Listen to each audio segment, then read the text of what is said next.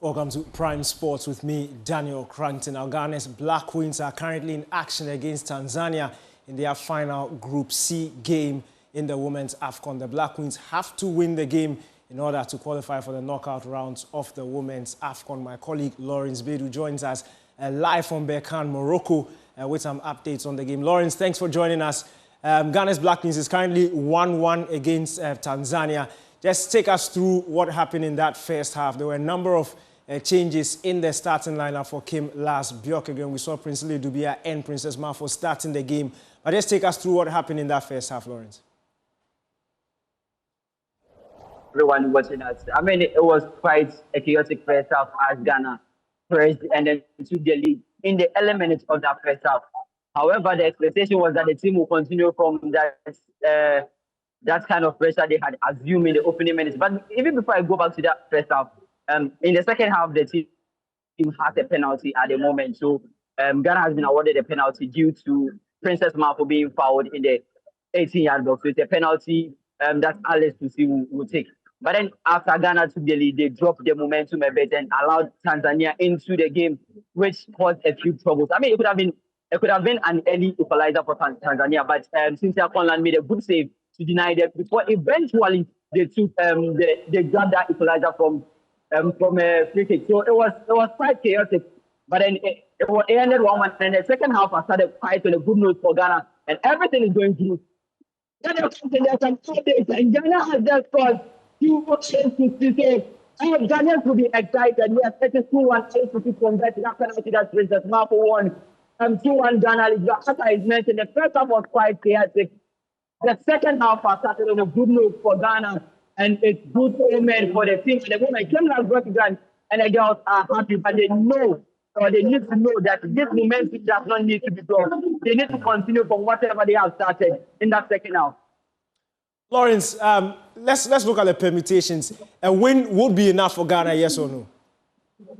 Yes, at this point, a win will be enough to take Ghana through to the quarterfinals.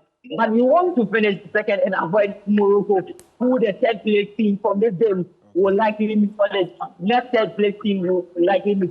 So from this group, Ghana to finish on 4 points, and on third, Ghana meets Morocco in the quarterfinals. But in order to avoid that, they need to score. I mean, they will need to win by two goals margin. By 2 goal margin, that will push them into the second position, and hopefully pray that South Africa will maintain that 2-goal lead they have against Mali in the other game.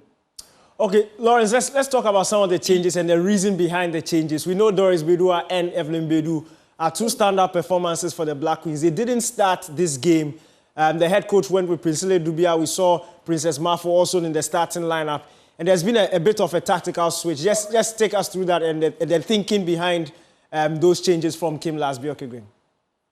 I mean, Danny, I need to go at this point because I think I'm getting signals that we don't have to go live here.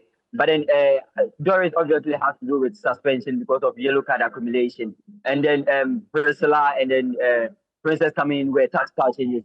So Danny, I think this is where time will allow us to have that discussion because I'm getting signals that this is not allowed in the stadium.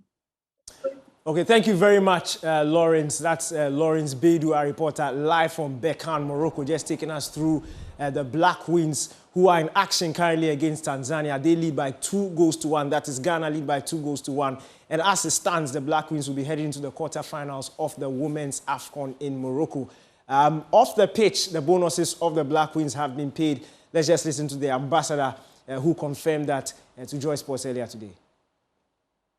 As the ambassador of Ghana, I'm supposed to see to the welfare of Ghanaians on this soil. So the moment they arrived, we have been with them. The mission has been with them, encouraging them and all that. They started the match. They didn't actually start on a good note, but with the encouragement and everything, they drew with Mali on the 11th. And they have their final, they are meeting Tanzania tomorrow. But I must say they had a few challenges along the line. Their finances were delayed a little bit. I know that things are still taking shape back home, but fortunately, to the glory of God, the Minister for Sports facilitated the quick release of the money, and they have been sorted out. So Their morale has gone up.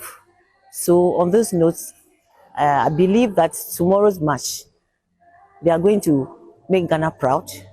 Yes, the Black Queens are going to make Ghana proud, and I know they will score so that they move on to the next game. He told me that the beginning, South Africa was a tough one for them, you know, as a defending champion. It was a tough one for them, and they did well. It could have been worse, but they did their best. They did their best. But I know that for people who are watching from outside, they have their comments and things. But me being on the ground, I know what they did. They did very well, and you could see the improvement with the Mali team, and I believe that tomorrow they are going to do better than what they did with Mali. Frankly, I think that if you look at the queens, the Black Queens, they don't get enough support from the private sector as the Black Stars. So as a woman and seeing the female team, they need a lot of support. You know, they need a lot of support. We shouldn't think that because they are females, they only bring Ghana any good. They have actually brought Ghana on the map because they have qualified. So I'm just urging companies, especially women in business, women in positions, to come out and support the Black Queens financially or whatever means, maybe through the provision of kits and all that, so that they can perform better. Yes, let's reach out to these girls. They have a future for the country.